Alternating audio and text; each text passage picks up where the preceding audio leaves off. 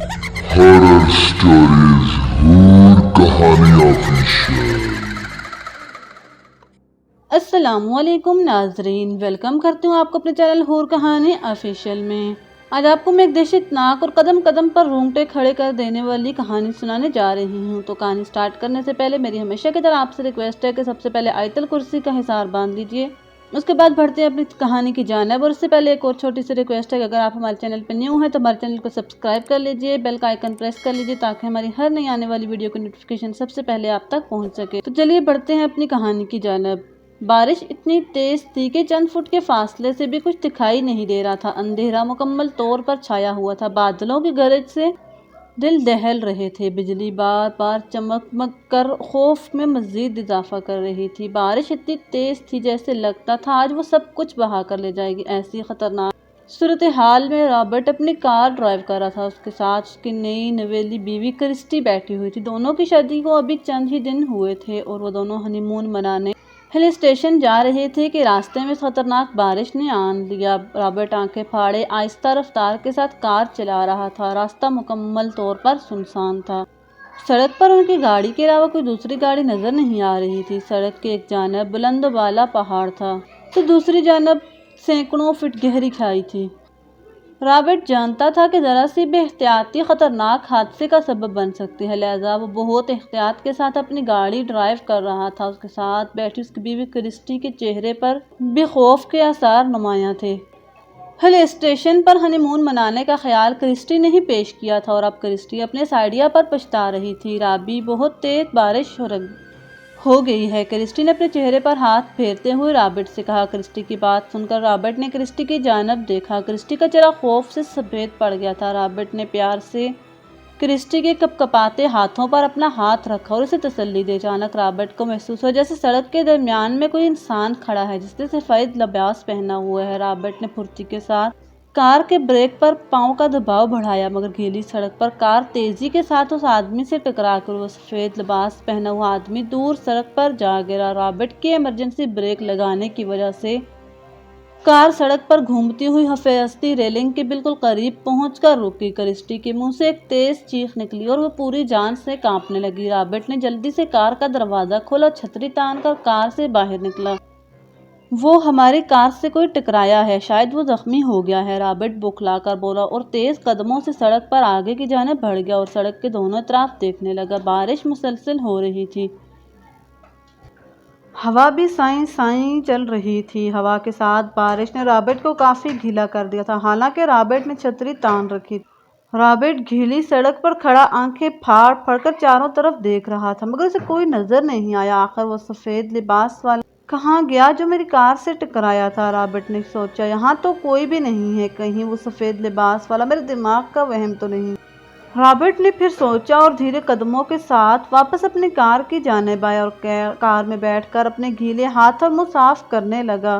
क्या हुआ? क्रिस्टी ने रॉबर्ट के कार में बैठने के बाद पूछा। कुछ नहीं, बाहर सड़क पर तो कोई भी नहीं है, रॉबर्ट ने क्रिस्टी की बात का जवाब दिया। फिर वो शख्स कहाँ गया जो कार से टकराया था? क्रिस्टी ने खौफजदा लहजे में पूछा। पता नहीं, रॉबर्ट ने जवाब दिया। फिक्रमंदी की गहरी शिकनें रॉबर्ट के माथे पर नुमायां थी। रॉबर्ट ने कार स्टार्ट की और दोबारा अपना सफर शुरू किया। बारिश बहुत तेज हो चुकी थी, शायद हम अपना सफर जारी न रख सकें, रॉबर्ट ने बड़बड़ाते हुए क्रिस्टी से कहा। तो फिर? क्रिस्टी ने पूछा। हमें रात शायद यहीं कहीं बसर करनी पड़ेगी, रॉबर्ट ने एहतियात के साथ ड्राइविंग करते हुए जवाब दिया। यहाँ? मगर यहाँ तो मुकम्मल वीराना है, क्रिस्टी ने परेशान होकर बोली। देखते हैं, शायद आगे कोई सराय या छोटा मोटा होटल मिल जाए, रॉबर्ट ने जवाब दिया। तो क्रिस्टी सड़क के किनारे देखने लगी। वो देखो रॉबी, वो बोर्ड। क्रिस्टी ने रॉबर्ट की तवज्जो एक बोर्ड की जानब दिलाई जिस पर होटल का निशान बना हुआ था। रॉबर्ट ने बोर्ड के करीब कार रोकी और बोर्ड पढ़ने लगा। रेड वर्ल्ड सराय। रॉबर्ट ने बोर्ड पढ़ा। कैसा अजीब नाम है, रेड वर्ल्ड सराय। हमें नाम से क्या लेना है, बस रात बसर करनी है, क्रिस्टी बोली। तो रॉबर्ट ने सर हिलाते हुए कार इस सिमत बढ़ा दी जहां पर सराय तक जाने के लिए बोर्ड पर तीर के निशान से इशारा किया गया था। कच्चे रास्ते पर कुछ ही दूर सफर करने के बाद उनकी कार एक पुरानी तर्ज की इमारत के पास पहुंच गई। उस इमारत पर भी रेड वर्ल्ड सराय का बोर्ड लगा हुआ था। कैसी अजीब इमारत है। क्रिस्टी सराय की इमारत देखते हुए बढ़ाई। हाँ, सराय से ज्यादा भूत बंगला मालूम हो रही है। रॉबर्ट भी इमारत को गौर से देखते हुए बोला, मजबूरी है, आज रात हमें इसी सराय में बसर करनी पड़ेगी। इतना कहकर रॉबर्ट ने कार का दरवाजा खोला और छतरी लेकर कार से नीचे उतर गया और उसके साथ क्रिस्टी भी छतरी खोलती हुई कार से नीचे उतर गई।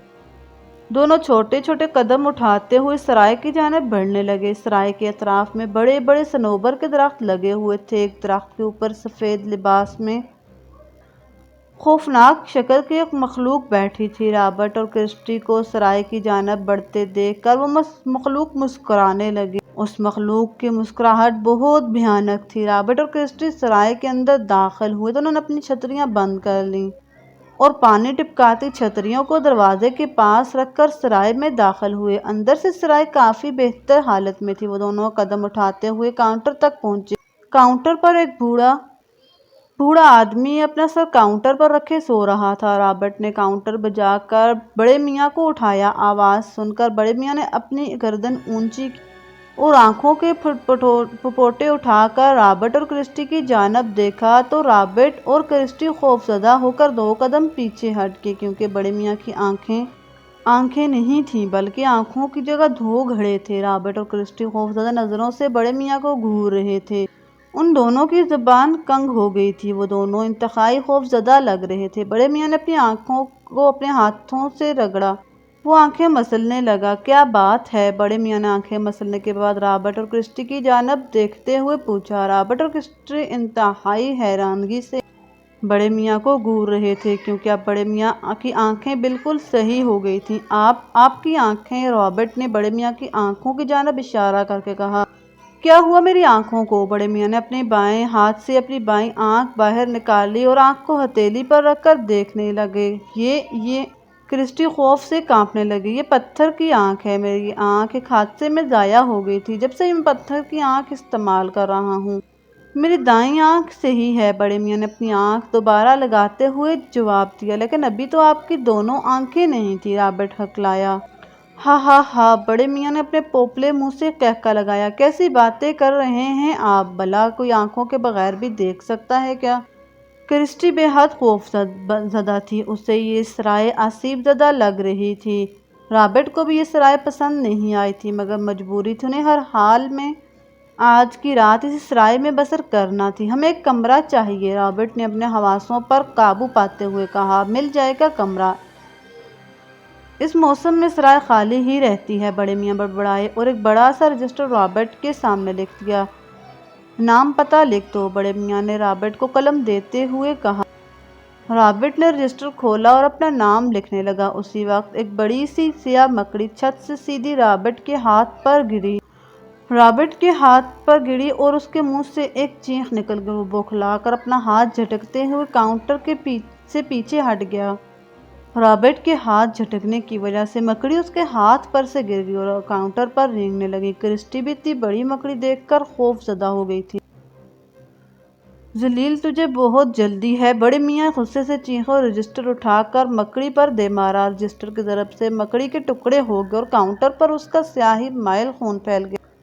बड़े मियाँ ने मकड़ी को मारने के बाद उसकी लाश अपनी उंगलियों की मदद से उठाई और रॉबर्ट के चेहरे के सामने इतनी बड़ी मकड़ी देखकर रॉबर्ट की खौफजदा हो गया था। बड़ी मियाँ ने मकड़ी की लाश को डस्टबिन में फेंका और एक पुराना कपड़ा निकालकर काउंटर पर से मकड़ी का खून साफ किया। यहाँ मकड़ियाँ काफ़ी हैं। दरअसल करीब में जंगल है, इसलिए ये कीड़े मकोड़े सराय में आ जाते हैं, बड़े मियाँ ने कहा। फिर बड़े मियाँ ने एक गैर मानूस सी आवाज़ निकाली। बड़े मियाँ की आवाज़ सुनकर काउंटर के पीछे बने कमरे से एक लड़की नमूदार हुई और बड़े मियाँ के पास आकर खड़ी हो गई। इन दोनों को ऊपर वाले कमरे में पहुंचा दो, बड़े मियाँ ने काउंटर की दराज से चाबी निकालकर लड़की को देते हुए कहा। तो लड़की ने बड़े मियाँ से चाबी ली और फिर वो काउंटर से बाहर आई और उसने रॉबर्ट और क्रिस्टी को अपने पीछे आने का इशारा किया। रॉबर्ट और क्रिस्टी ट्रांस की हालत में उस लड़की के पीछे पीछे चलने लग गए। लकड़ी का जीना चलते हुए रॉबर्ट और क्रिस्टी को अजीब सा एहसास हो रहा था। लकड़ी का जीना उनके हर कदम के साथ चरचर की आवाज़ निकाल रहा था। सन्नाटे में जीने की चरचर की आवाज़ बड़ी ही भयानक लग रही थी। दूसरी मंजिल पर पहुंचकर लड़की ने एक कमरे के दरवाजे की होल में चाबी लगाई और दरवाज़ा खोलकर अंदर दाखिल हो गई। रॉबर्ट और क्रिस्टी भी उसकी तकलीद करते हुए कमरे में दाखिल हो गए। रॉबर्ट और क्रिस्टी के कमरे में दाखिल होते ही कमरे का दरवाज़ा खुद ब खुद बंद हो गया। कमरे का दरवाज़ा बंद होते ही दरवाजे पर एक इंसानी शक्ल नमूदार हुई, जिसके चेहरे पर तबस्सुम था। उस इंसानी शक्ल के बड़े बड़े दांतों से खून टपक रहा था। थोड़ी देर वो इंसानी शक्ल दरवाजे में ही रही, फिर गायब हो गई। अंदर कमरे में दाखिल होकर रॉबर्ट और क्रिस्टी ने कमरे पर एक तायराना नज़र डाली। कमरा साफ सुथरा था। इस्तेमाल की तमाम चीज़ें कमरे में मौजूद थी। जहाज़ी साइज के बेड पर सफ़ेद चादर बिछी हुई थी और इस सफ़ेद चादर पर सुर्ख रंग से एक इंसानी शक्ल बनी हुई थी। कैसी अजीब चादर है, क्या तुम ये चादर बदल सकती हो? रॉबर्ट मसहरी के पास आते हुए बोला। अभी स्टॉक में कोई चादर नहीं है, रात इसी चादर के साथ बसर करना पड़ेगी, लड़की ने जवाब दिया। फिर कमरे की चाबी क्रिस्टी के हवाले की और इसकी जानब झुकी और आहिस्ता से कहने लगी, रात को ज़रा ध्यान से सोना। इतना कहकर वो लड़की कमरे से बाहर चली गई। क्रिस्टी परेशानी के आलम में रॉबर्ट के करीब आई। रॉबर्ट, मुझे ये जगह पर इसरार लग रही है, क्रिस्टी बोली। लग तो मुझे भी रही है, मगर मजबूरी है। आज रात हमें हर हालत में यहीं बसर करनी है, रॉबर्ट ने जवाब दिया। वो लड़की कह रही थी कि रात को ज़रा ध्यान से सोना। क्रिस्टी ने लड़की की बात रॉबर्ट में कान में डाली। हनीमून पर टूर पर कौन सोता है कमबख्त। रॉबर्ट की आवाज़ खमार आलूद हो गई तो क्रिस्टी शर्मा गई। रॉबर्ट ने आगे बढ़कर क्रिस्टी को पकड़ लिया और अपने सीने से लगा लिया। फिर इसके होंठ क्रिस्टी के होंठों की गिरफ्त में लेने के लिए पेशकदमी करने लगे तो क्रिस्टी ने रॉबर्ट को जोर का धक्का दिया तो रॉबर्ट बैठ के मसहरी पर गिर पड़ा। क्रिस्टी ने कहका लगाया, मगर उसका कहका उसके खलक में ही दब गया। उसका कहका उसके खलक में ही दबकर रह गया, क्योंकि रॉबर्ट के मसहरी पर गिरने से हल्की सी चीख की आवाज़ कमरे में गूंजी थी, जैसे कि रॉबर्ट के गिरने से किसी को तकलीफ हुई हो, मगर ये आवाज़ रॉबर्ट की नहीं थी। रॉबर्ट बौखलाकर मसहरी से उठा और क्रिस्टी के बराबर आकर खड़ा हो गया। ये आवाज़ कैसी थी? क्रिस्टी ने बौखलाकर पूछा। पता नहीं, मुझे ऐसा लगा जैसे मसहरी चीखी हो, रॉबर्ट बोला और फिर हिम्मत करके मसहरी की जानिब बढ़ा और मसहरी को हाथ से दबाकर देखने लगा। मसहरी से अब कोई आवाज़ बुलंद नहीं हुई। शायद ये हमारा वहम था, हम पर यहाँ के माहौल का असर हो रहा है, रॉबर्ट बड़बड़ाया। तुम फ्रेश हो जाओ। थोड़ी देर बाद रॉबर्ट ने क्रिस्टी से कहा तो क्रिस्टी सर हिलाती हुई बाथरूम की जानिब बढ़ गई। रात का न जाने कौन सा पहर था कि क्रिस्टी की आंख खुल गई। उसे बेचैनी हो रही थी। कमरे में नाइट बल्ब की मध्यम रोशनी फैली हुई थी। क्रिस्टी को अजीब सा एहसास हो रहा था। उसने अपने मुंह से चादर हटाई और कमरे में नजर दौड़ाई तो वो खौफ से लरज उठी। कमरे में चारों तरफ लंबा सा ढीला ढाला सा सफेद लिबास पहने के लोग घूम रहे थे। क्रिस्टी को आंखें खोलते देखकर वो सब क्रिस्टी की जानिब मुतवज्जा हुए। उफ, उनके चेहरे बेहद भयानक थे। उनके दांत बाहर थे और उनके हाथों के नाखून बहुत बड़े बड़े थे। क्रिस्टी को आंखें खोलता देखकर वो सब क्रिस्टी के करीब आने लगे। अनजानी मखलूक को अपने कमरे में देखकर क्रिस्टी की घिक्की बन गई। वो चीखना चाहती थी, मगर उसकी आवाज़ उसके खलक में घुटकर रह गई। उन लोगों में से एक भयानक शक्ल वाला आदमी आगे बढ़ा और क्रिस्टी के करीब आकर खड़ा हो गया। फिर उसने अपना बड़े बड़े नाखूनों वाला हाथ आगे बढ़ाया और क्रिस्टी का गला दबाने की कोशिश की। जैसे ही उसके हाथ क्रिस्टी के गले की जानिब पहुंचे, क्रिस्टी के मुंह से एक भयानक चीख निकली। उसी वक्त शेरी के मुंह से भी एक चीख निकली और वो मुसलसल चीखने लगी। क्या हुआ? अमाद बुरी तरह बौखला गया। उसने हाथ में पकड़े रिमोट से टीवी बंद किया और हाथ बढ़ाकर कमरे की लाइट रोशन कर दी। लाइट रोशन होने के बाद शाजिया और इमाद ने देखा कि शेरीन खौफजदा अंदाज में चीख रही है और उसका चेहरा खौफ के मारे सफ़ेद पड़ गया है। मना किया था मैंने कि हॉरर मूवी मत देखें, मगर मेरी कौन सुनता है, इमाद बोला। मेरा ख्याल है भाभी फिल्म देखकर डर गई हैं। इमाद थोड़ी देर बाद बोला। क्या हुआ भाभी? शाजिया ने शेरीन का बाजू हिलाया।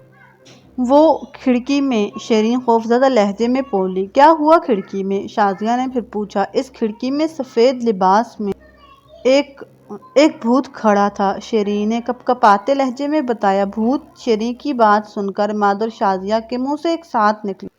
پھر دونوں لپک کر کھڑکی تک پہنچے اور کھڑکی سے باہر جھانکنے لگے۔ یہاں تو کوئی بھی نہیں ہے، عماد اور شازیہ کھڑکی سے باہر جھانکتے ہوئے کہنے لگے۔ میں نے خود دیکھا تھا، وہ سفید لباس میں تھا اور مجھے ڈرا رہا تھا۔ شیریں بے حد خوف زدہ تھی۔ شیریں کی بات سن کر عماد اور شازیہ نے ایک بار پھر سے کمرے کی کھڑکی سے باہر جھانکا۔ یہاں تو کوئی بھی نہیں ہے بھابھی، عماد بولا۔ وہ اسی کھڑکی میں تھا، وہ ہوا میں اڑ رہا تھا، میں نے خود دیکھا ہے۔ شیریں بدستور خوف زدہ تھی۔ بھابھی کی بات سن کر عماد نے کھڑکی سے اپنا آدھا در باہر کیا اور دیکھنے لگا۔ اسی وقت کسی نے شیریں کے کندھے پر ہاتھ رکھا۔ شیریں نے غصے سے اس ہاتھ کو اپنے کندھے سے جھٹک دیا، مگر وہ ہاتھ پھر شیریں کے کندھے پر آ کر ٹک گیا تو شیریں نے غصے سے پیچھے مڑ کر ہاتھ رکھنے والے کو دیکھا تو پیچھے دیکھتے ہی شیریں خوف سے لرز اٹھی۔ اس کے منہ سے ایک بار پھر بھیانک چیخ نکل گئی، کیونکہ شیریں کے کندھے پر ہاتھ رکھنے والا کوئی انسان نہیں تھا بلکہ وہ سفید چادر اوڑھے ایک بھوت تھا۔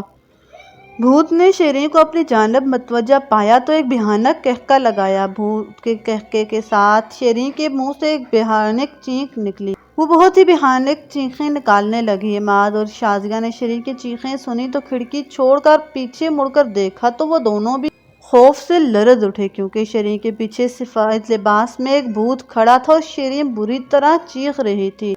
عماد نے پھٹی پھٹی نظروں سے بھوت کو اوپر سے نیچے تک دیکھا تو اس کے چہرے پر مسکراہٹ دوڑ گئی۔ پھر اس نے ایک لمبی جست لگائی اور بھوت تک پہنچا، پھر بھوت کے اوپر بڑی چادر کھینچ لی۔ فرحاد بھائی فرحاد یہ آپ تھے؟ شیریں کے منہ سے بے ساختہ نکلا۔ بھوت کی چادر اتری تو اس کے اندر سے عماد اور شازیہ کے بڑے بھائی اور شیریں کے شوہر نامدار فرحاد برآمد ہوئے۔ ہارر مووی دیکھ دیکھ کر تم سب کا دماغ خراب ہو گیا ہے۔ بھلا دنیا میں بھوت پریت روح بھدرو یا چڑیل وغیرہ بھی ہوتے ہیں؟ فرحاد مسہری پر بیٹھتے ہوئے بولا۔ بھائی آپ بہت گندے ہیں۔ شازیہ کے منہ سے نکلا۔ فرحاد آپ نے مجھے ڈرا ہی دیا تھا، اگر میری جان نکل جاتی تو؟ شیریں اپنے ہانسوں پر قابو پاتے ہوئے بولی۔ شیریں کو فرحاد سے کوئی چھین نہیں سکتا، یہ محبت کی امر کہانی ہے، فرحاد شوخ لہجے میں بولا تو شیریں نے فرحاد کو زور سے تکیہ دے مارا اور مسہری سے اتر کر پیر پٹکتی ہوئی کمرے سے باہر چلی گئی۔ ناراض بیوی کو منانا زیادہ مشکل کام نہیں، فرحاد بولا اور تولیہ لے کر باتھ روم میں گھس گیا۔ فرحاد فریش ہو کر باتھ روم سے نکلا تو کمرے میں کوئی نہیں تھا۔ فرحاد نے اپنے بال بنائے اور کمرے میں رکھے گلدان سے ایک سرخ گلاب نکالا اور کچن کی جانب چلا۔ اسے ابھی اپنی روٹھی بیوی کو منانا تھا۔ فرحاد کچن میں پہنچا تو شیریں وہاں بھی نہیں تھی۔ فرحاد نے کچن کی کھڑکی سے باہر لان میں دیکھا، شیریں لان میں بیٹھی تھی۔ فرحاد کچن سے نکل کر لان کی جانب بڑھا۔ ناراضگی میں تم اپنی عمر سے 10 سال بڑی لگتی ہو، فرحاد شیریں کے قریب ہوتا ہوا بولا۔ مان بھی جاؤ جانے فرحاد، میں تو مذاق کر رہا تھا، آئی لو یو، فرحاد نے گلاب کا پھول شیریں کے بالوں میں لگاتے ہوئے بڑی لگاوٹ سے کہا۔ آپ کے اس مذاق سے اگر میرا ہارٹ فیل ہو جاتا تو؟ شیریں تلخ لہجے میں بولی۔ شیریں فرحاد سے ایک بار جدا ہو چکی ہے، اب اس جنم میں قدرت شیریں فرحاد کو خوشگوار زندگی گزارنے کا پورا موقع دے گی۔ فرحاد کا لہجہ رومانٹک تھا۔ آپ سے باتوں میں کوئی جیت نہیں سکتا، دیکھیے میرا دل کیسے زور زور سے دھڑک رہا ہے، شیریں اپنے دل پر ہاتھ رکھتے ہوئے بولی۔ دیکھوں ذرا، فرحاد نے اپنا ہاتھ شیریں کے دل کے مقام پر رکھنا چاہا مگر شیریں نے جلدی سے ہاتھ پکڑ لیا۔ کوئی دیکھ لے گا، میں تو صرف دل کی دھڑکن محسوس کر رہا تھا، فرحاد شوخ لہجے میں بولا۔ بدتمیز ہیں آپ، شیریں مسکرا دی۔ جانے فرحاد، میں تمہیں یہ سمجھانا چاہ رہا ہوں کہ ہارر موویز ضرور دیکھو مگر یہ بھوت پریت روح بدرو وغیرہ پر یقین مت کرو، ایسی کسی مخلوق کا دنیا میں وجود نہیں، فرحاد بولا۔ نہیں، بھوت وغیرہ ہوتے ہیں، شیریں مستحکم لہجے میں بولی۔ نہیں، ایسی کسی خرافات کا کوئی وجود نہیں، فرحاد اٹل لہجے میں بولا۔ ہوتے ہیں، شیریں لڑائی کے انداز میں بولی۔ کیا ہو رہا ہے بھائی، کس بات پر تم دونوں بحث کر رہے ہو؟ فرحاد کو اپنے پیچھے سے دادا جان کی آواز آئی تو وہ دونوں چونک اٹھے۔ السلام علیکم دادا جان، فرحاد اور شیریں نے دادا جان کو ایک ساتھ سلام کیا۔ وعلیکم السلام، جیتے رہو، دادا جان نے سلام کا جواب دینے کے بعد دوا دی۔ تم دونوں کس بات پر بحث کر رہے تھے؟ تھوڑے توقف کے بعد دادا جان نے دونوں سے پوچھا۔ دادا جان آپ یہ بتائیے کہ جن بھوت رو بدرو ہوتی ہیں نا؟ شیرین نے لاڈ سے دادا جان سے پوچھا۔ دادا جان میرا خیال ہے ایسی خرافات کا کوئی وجود نہیں۔ فرحات نے بھی فوراً کہا بھائی جن کا وجود تو قرآن سے بھی ثابت ہوتا ہے۔ دادا جان بولے جن کا وجود تو ہے، میں یہ بھوت پریت رو بدرو وغیرہ کی بات کر رہا ہوں۔ فرحات نے جواب دیا میں تم دونوں کو ایک واقعہ سناتا ہوں جو میرے ساتھ پیش آیا تھا، اس سے تم دونوں اندازہ لگا سکتے ہو کہ بھوت وغیرہ ہوتے ہیں یا نہیں۔ دادا جان لان میں بچھی کرسیوں میں سے ایک کرسی پر بیٹھتے ہوئے بولے تو فرحات اور شیرین بھی ان کے دائیں بائیں رکھی کرسیوں پر بیٹھ کے۔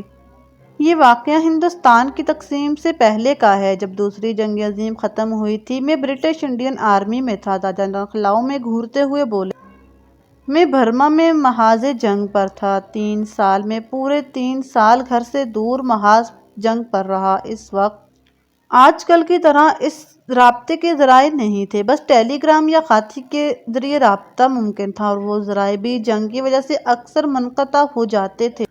دادا جان تھوڑی دیر کے لیے خاموش ہو گئے، شاید وہ اپنے ذہن میں واقعات تازہ کر رہے تھے۔ جب جنگ ختم ہوئی اور تمام نوجوانوں کو واپسی کا حکم ملا تو ہم سب خوش ہو گئے کہ اب ہم گھر جائیں گے اور گھر والوں سے ملیں گے۔ 3 سال کا عرصہ بہت بڑا ہوتا ہے۔ ہم لوگ گھر والوں کی آواز کو بھی ترس گئے تھے، لہذا جنگ بند ہونے کی ہم سب کو بے حد خوشی تھی۔ ہر جوان خوشی سے نہال ہو رہا تھا، میں بھی بے حد خوش تھا۔ اکثر نوجوانوں نے اپنے گھر والوں کو خط لکھ کر اپنے آنے کی اطلاع دی، مگر میں نے سوچا کہ اچانک گھر پہنچ کر سرپرائز دوں گا۔ میرے اس طرح اچانک پہنچنے پر سب لوگ حیرت زدہ رہ جائیں گے، شاید اماں تو کچھ دیر کے لیے خدا کا شکر بھی ادا کرنا بھول جائیں، اور ابا جان تو دوڑ کر مجھے گلے لگا لیں گے، اور زبیدہ تمہاری دادی۔ دادا جان کچھ دیر کے لیے خاموش ہو گئے، ان کی آنکھیں بھیگ گئیں، شاید انہیں اپنے گھر والے یاد آنے لگے۔ شیرین نے ہاتھ بڑھا کر اپنے دوپٹے سے دادا جان کے آنسو صاف کیے اور گلاس میں پانی بھر کر دادا جان کو دیا۔ دادا جان نے تشکر بھری نظروں سے شیرین کی جانب دیکھا اور پانی کا گلاس لے لیا، اور تھوڑا تھوڑا کر کے گلاس کا سارا پانی پی گئے۔ سب کو سرپرائز دینے کے چکر میں نے گھر اپنی آمد کی اطلاع نہیں دی اور اچانک پہنچنے کی ٹھان لی۔ جب میں ٹرین سے اپنے گاؤں کے قریبی اسٹیشن پر اترا تو آدھی رات بیت چکی تھی۔ اس چھوٹے سے اسٹیشن پر اترنے والا میں واحد آدمی تھا۔ وہ اسٹیشن عموماً ویران ہی رہتا تھا۔ اسٹیشن پر ٹرین کو جھنڈی دکھانے والا ریلوے کا ملازم بھی ٹرین کے روانہ ہوتے ہی نہ جانے کہاں غائب ہو گیا۔ اسٹیشن سے ہمارا گاؤں کوئی 5-6 کوس کے فاصلے پر تھا۔ یہ فاصلہ زیادہ نہیں تھا، مگر برسات کے موسم میں اور اندھیری رات میں جبکہ گاؤں جانے والے راستے میں جنگل بھی آتا ہو، یہ فاصلہ کافی لگ رہا تھا۔ میں کچھ دیر اسٹیشن پر کھڑا رہا کہ شاید کوئی انسان نظر آ جائے، مگر وہاں کوئی نہیں تھا۔ آخرکار خدا کا نام لے کر میں نے اپنا فوجی ٹرنک اٹھایا اور فوجیوں کی طرح لیفٹ رائٹ کرتا ہوا اسٹیشن سے باہر آیا۔ اسٹیشن کے باہر کچی پگڈنڈی جو میرے گاؤں تک جاتی تھی، اس پگڈنڈی پر کوئی سواری نہ تھی، بلکہ کچی پگڈنڈی بھی مشکل سے ہی نظر آ رہی تھی۔ شاید دن میں بارش ہوئی تھی، اس لیے جگہ جگہ چھوٹے موٹے گھڑوں میں پانی بھرا ہوا تھا۔ آسمان پر بھی بادل چھائے ہوئے تھے، ان بادلوں سے کبھی کبھی چاند اپنا چہرہ نکال کر زمین پر اپنی چاندنی بکھیرتا تو راستہ نظر آنے لگتا، ورنہ گھپ اندھیرا چھا جاتا۔ میں نے سوچا اور اپنا سامان ہاتھ میں پکڑ کر فوجیوں کی طرح چلنے لگا۔ میرے پاس روشنی کا انتظام بھی نہیں تھا، لہٰذا جب چاند اپنا منہ بادلوں سے باہر نکالتا تو مجھے راستہ نظر آنے لگتا اور میں تیز تیز قدموں سے فاصلہ طے کرنے لگتا، اور جب چاند بادلوں کی اوٹ میں چھپ جاتا تو میں اندازے سے آہستہ رفتار کے ساتھ چلنے لگتا۔ ابھی میں کچھ ہی دور چلا تھا کہ اچانک مجھے خوفناک آواز سنائی دی، ایسے لگا جیسے کوئی ڈھول بجا رہا یا شاید کوئی اپنے چوڑے سینے کو پیٹ رہا ہو۔ اندھیرے میں اور جنگل کے بھیانک سناٹے میں یہ آواز بہت خوفناک لگ رہی تھی۔ میرا دل زور زور سے دھڑک رہا تھا۔ اس جنگل کے متعلق ہمارے گاؤں میں عجیب عجیب داستانیں مشہور تھیں، لہٰذا میرا گھبرانا ایک فطری عمل تھا۔ میں آنکھیں پھاڑے چاروں طرف دیکھ رہا تھا اور اندازہ لگانے کی کوشش کر رہا تھا کہ آوازیں کہاں سے آ رہی ہیں۔ اسی وقت چاند نے بھی اپنا منہ بادلوں میں چھپا لیا اور چاروں طرف اندھیرا چھا گیا۔ ایسے اندھیرے میں وہ آوازیں بہت بھیانک لگ رہی تھیں۔ اچانک میری نظر سامنے کی جانب اٹھی تو میں خوف سے لرز اٹھا۔ میرے سامنے 2 انگارے فضا میں اڑتے چلے آ رہے تھے۔ ایسا لگتا تھا جیسے 2 جلتے ہوئے کوئلے ہیں جو ہوا میں اڑتے ہوئے میری جانب بڑھ رہے ہیں۔ میں بہت زیادہ گھبرا گیا۔ لوہے کا ٹرنک میرے ہاتھ سے چھوٹ کر زمین پر گر پڑا۔ میں پھٹی پھٹی نظروں سے ان 2 انگاروں کو اپنی جانب بڑھتے دیکھ رہا تھا۔ میرے قدم جہاں تھے وہیں جم گئے۔ خوف کے مارے لرزنے لگا۔ اسی وقت چاند نے بادلوں کے پردے سے باہر جھانکا تو جنگل میں چاند کی ملگجی روشنی پھیل گئی۔ چاند کی اس ملگجی روشنی میں نے دیکھا کہ مجھ سے 10-12 فٹ کے فاصلے پر ایک بہت بڑا ریچھ کھڑا ہے جو بار بار اپنے لمبے ہاتھ اپنے سینے پر مار رہا ہے۔ وہ بھیانک آواز ریچھ کے سینے پر ہاتھ مارنے کی تھی اور وہ سرخ انگارے اس ریچھ کی بڑی بڑی خونخوار آنکھیں تھیں جس سے وہ ریچھ مجھے گھور رہا تھا۔ اس سے اپنے سامنے اتنے بڑے ریچھ کو دیکھ کر میری گھکی بند گئی اور میں تھر تھر کانپنے لگا۔ وہ ریچھ مجھے گھورتا ہوا میری جانب بڑھنے لگا۔ مجھے اپنی موت یقینی نظر آ رہی تھی۔ میں گھبرا کر بھاگ جانا چاہتا تھا مگر ٹانگوں نے میرا ساتھ نہیں دیا اور میں اپنی جگہ پر کھڑا کانپتا رہا۔ ریچھ لمحہ بلمحہ میرے قریب آتا جا رہا تھا۔ اس سے پہلے کہ ریچھ مجھ پر حملہ کرتا، اچانک سفید دھوتی اور کرتے میں ملبوس ایک شخص میرے اور ریچھ کے درمیان آ گیا۔ وہ شخص کہاں سے آیا یہ میں نہیں دیکھ سکا مگر اس شخص کو دیکھتے ہی وہ ریچھ گھبرا گیا اور چیختا ہوا جنگل کی جانب بھاگ نکلا۔ ریچھ کے بھاگنے کے بعد وہ شخص میری جانب مڑا تو میں نے دیکھا وہ فضل بابا تھے، ہمارے بہت پرانے نوکر۔ انہیں نوکر نہیں کہنا چاہیے بلکہ وہ ہمارے گھر کے ایک فرد تھے۔ مجھے انہوں نے ہی پالا تھا۔ بچپن میں میرا زیادہ وقت فضل بابا کے ساتھ ہی گزرتا تھا۔ ارے فضل بابا آپ اور یہاں؟ میں نے حیرت سے پوچھا۔ منا آنے سے پہلے خبر کر دیتے تو گھر سے کوئی اسٹیشن آ جاتا، فضل بابا نے مجھ سے کہا۔ وہ سب کو اچانک خوشی دینے کے چکر میں یہ حماقت کر بیٹھا کہ گھر اطلاع نہیں دی۔ میں نے شرمندہ لہجے میں جواب دیا، مگر آپ اتنی رات کے یہاں کیا کر رہے ہیں؟ جواب دینے کے بعد میں نے فضل بابا سے پوچھا، بس ہمارا دل گھبرا رہا تھا اس لیے ادھر آ گئے اور اچھا ہی ہوا نا، ورنہ وہ ریچھ نہ جانے کیا کر دیتا، فضل بابا نے کہا اور زمین پر گرا میرا لوہے کا بھاری ٹرنک ایک ہاتھ سے اٹھایا اور اپنے سر پر رکھ لیا۔ ارے فضل بابا یہ مجھے دے دیجئے۔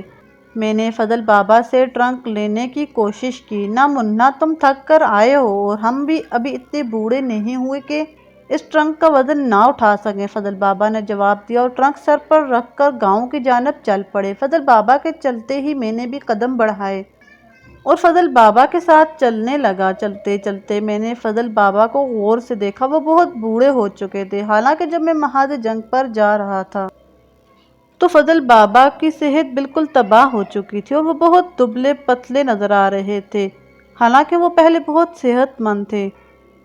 ان کے ہاتھ اور پیر کسی سوکھی لکڑی کی مانند لگ رہے تھے، مگر اس کے باوجود فضل بابا اپنے سر پر بھاری ٹرنک رکھے تیز تیز قدموں سے فاصلہ طے کر رہے تھے۔ مجھے ان کا ساتھ دینے میں کافی دقت ہو رہی تھی، لہٰذا میں نے فضل بابا سے کہا، بابا تھوڑا دھیرے چلیے، اذان ہونے سے پہلے گاؤں پہنچنا ہے، بس اذان تک کی مہلت ملی ہے۔ فضل بابا نے کہا، مہلت؟ کس چیز کی مہلت؟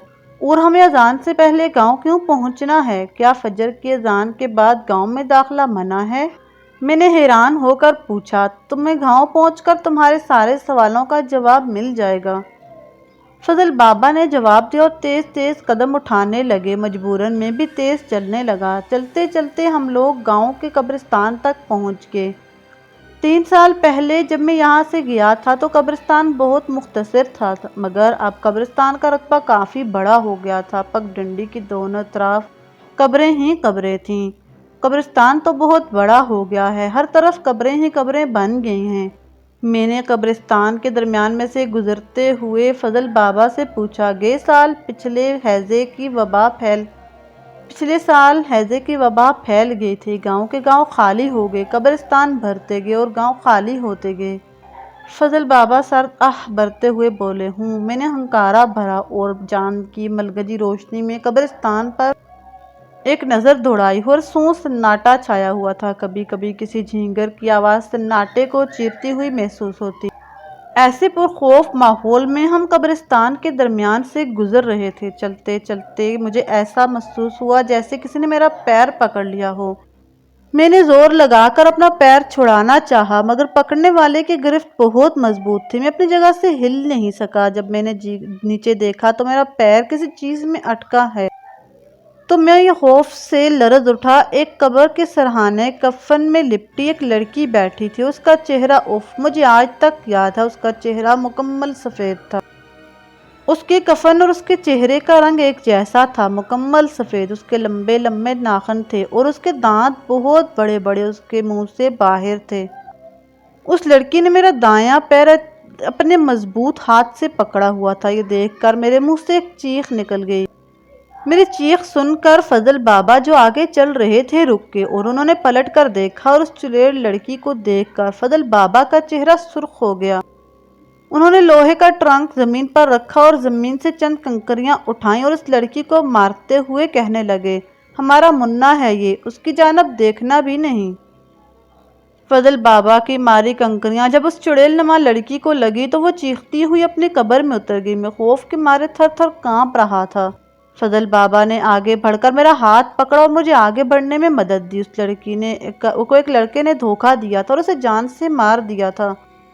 بس جب سے یہ ہر نوجوان لڑکے کی دشمن بن گئی ہے۔ چلتے چلتے فضل بابا نے بتایا اور میرا ہاتھ پکڑ کر چلنے لگے۔